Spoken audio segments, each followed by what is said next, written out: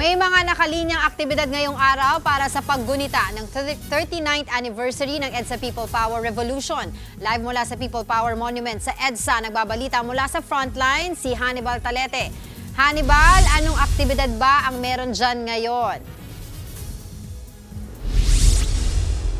Angela, ngayong araw ay ipinagdiriwang ang ika-39 na anibersaryo ng EDSA People Power Revolution. Pero dito sa People Power Monument, wala pa tayo nakita nga anong palamuti.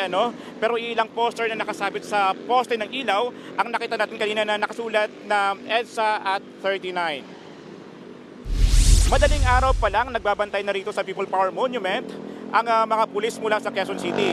Mamaya alas 8 ng umaga ay pangungunahan ng National Historical Commission ang programa para sa paggunita ng makasaysayang kaganapan noong Pebrero 1986. Napatalsik noong panahong iyon ang rehimen ni dating Pangulong Ferdinand Marcos Sr.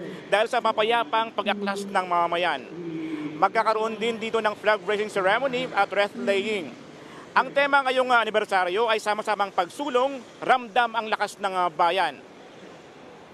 Angela, para doon sa mga motoristang dadaan dito sa may White Plains sa westbound, maghanap na po kayo ng alternatibong ruta dahil isasara ito mamaya sa mga motorista para sa bigyang daan ang programa.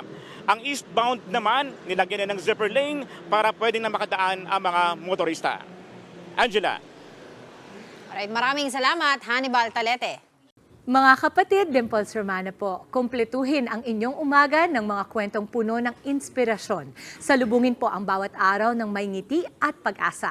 Kaya't mag-subscribe na po at mag-follow na sa aming social media pages ng News 5.